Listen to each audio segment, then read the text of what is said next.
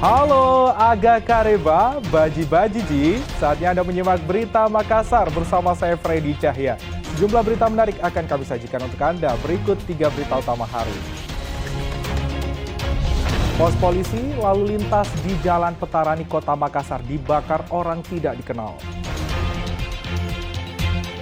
Ratusan pelajar antusias menyaksikan pameran alat utama sistem persenjataan atau alutsista TNI di Anjungan Pantai Losari, Kota Makassar. Jumlah pengendara terjaring operasi zebra di Jalan Petarani yang digelar Satuan Lalu Lintas Polrestabes Makassar.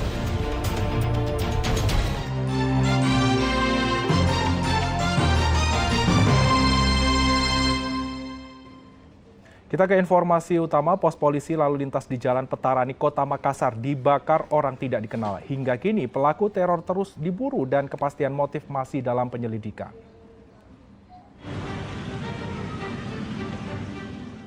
Beginilah kondisi pos polisi lalu lintas di Jalan Petarani, Kota Makassar yang dibakar orang tidak dikenal. Tembok depan dan pintu masuk hangus. Pada tembok pos ini juga terdapat teror vandalisme berisi kecaman terhadap aksi represif polisi saat mengatasi kerusuhan supporter di Stadion Kanjuruhan, Malang, Jawa Timur. Berdasarkan perkembangan penyelidikan, aksi teror pembakaran dan vandalisme ini diduga wujud fanatisme pendukung sepak bola menyikapi kematian ratusan supporter di Stadion Kanjuruhan. Usai olah tempat kejadian perkara dan mengumpulkan sejumlah barang bukti, polisi bergerak cepat memburu pelaku teror. Terkait dengan masalah fanatisme gitu kan, fanatisme. Jadi kemarin memang ada kejadian sedang kami selidiki, kami lakukan selidiki untuk mengungkap kasus ini. Ya, kami sudah membentuk tim untuk melakukan penyelidikan karena di situ juga ada tulisan yang memang kurang pantas lah. Ya, karena kejadian itu bukan di Sulawesi Selatan, tapi akan kami lakukan penyelidikan. Hingga kini pelaku dan kepastian motif teror masih diselidiki. Pembakaran sekaligus vandalisme pos polisi lalu lintas di Jalan Petarani, Kota Makassar terjadi pada Minggu malam atau sehari setelah tragedi Kanjuruhan.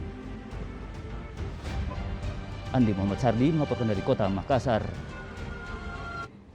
Sebagai bentuk simpatik dan rasa solidaritas bagi korban tragedi Kanjuruhan, para supporter PSM Makassar bersama Polrestabes Makassar dan TNI menggelar salat gaib. Guna mencegah insiden serupa terulang, Polda Sulawesi Selatan secara berkala rutin berkoordinasi dengan supporter PSM. Ratusan supporter PSM Makassar bersama jajaran Polrestabes Makassar dan TNI melaksanakan sholat gaib sekaligus doa di halaman Polrestabes Makassar. Mereka mengirimkan doa bagi semua korban tragedi Stadion Kanjuruhan, Malang, Jawa Timur. Insiden kelam tersebut menjadi pelajaran berharga bagi seluruh polisi dalam pengamanan laga sepak bola. Guna mencegah kejadian serupa terulang, Polda Sulawesi Selatan secara berkala rutin koordinasi dengan supporter PSM. Kami melaksanakan doa bersama dan juga melaksanakan sholat gaib yang tentunya diperuntukkan kepada almarhumah korban tragedi Stadion Kanjuruhan di Malang.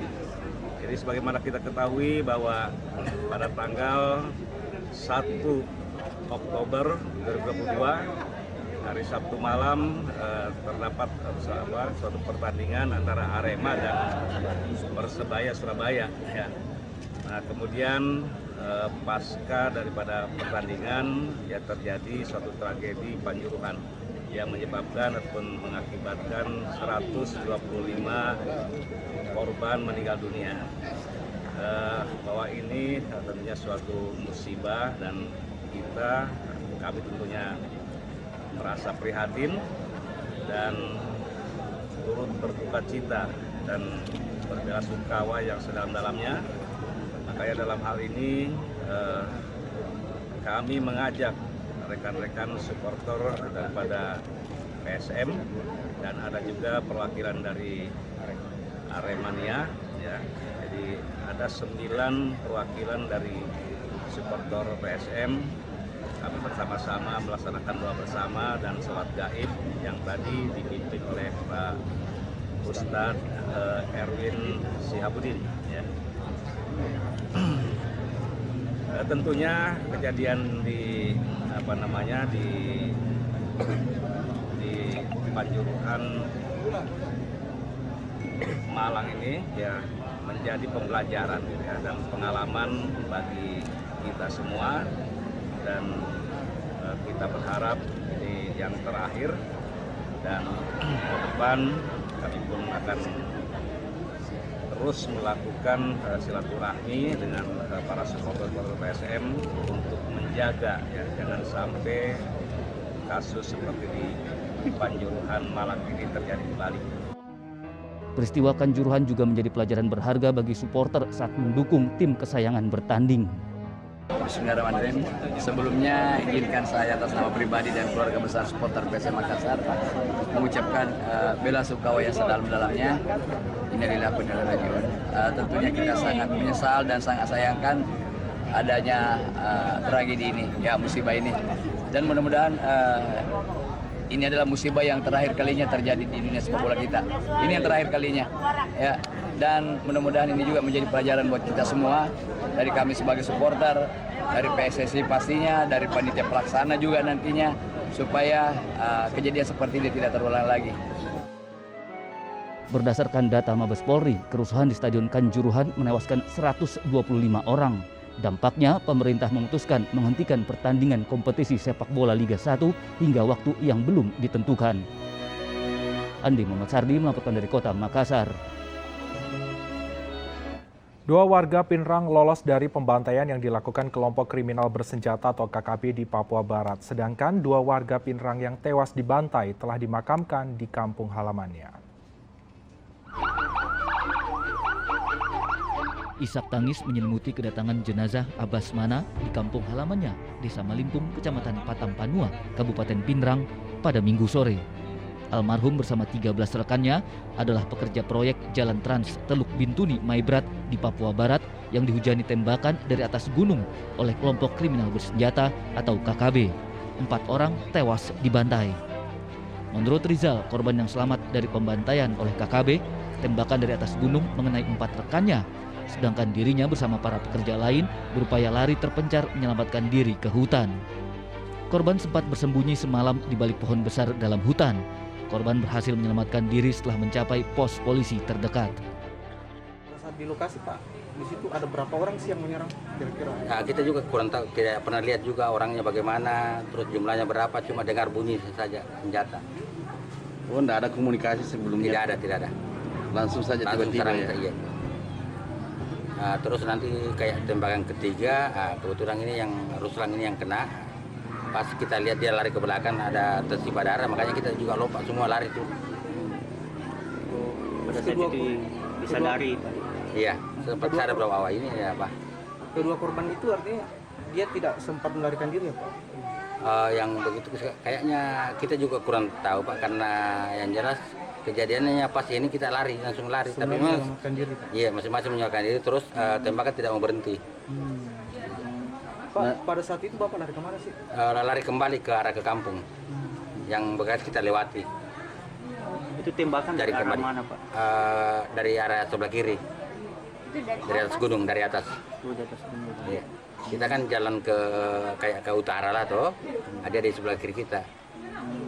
Sedangkan sebelah kanan kan tebing. Jurang. Jadi Bapak lari ke hutan gitu? Kita lari kembali ke arah kampung. Cuma karena saya merasa karena sudah gelap, jadi saya lari arah ke hutan untuk selamatkan diri dulu dan sambil istirahat. Pagi baru cari jalan lagi untuk keluar ke kampung. Pagi baru sampai ke kampung? Iya. Artinya sempat bermalam di hutan? Bermalam di hutan. Itu Bapak sendiri atau? 3 orang. 3 orang. Tapi sempat was-was juga Pak. Ya begitulah. Nah, cara berlindung di dalam hutan itu Pak, mereka kan basisnya dalam hutan.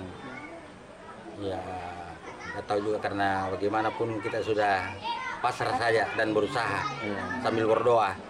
Katanya Pak sempat tidak pakai baju. Ya, memang karena sampai buka baju ya, di badan tinggal celana pendek saja.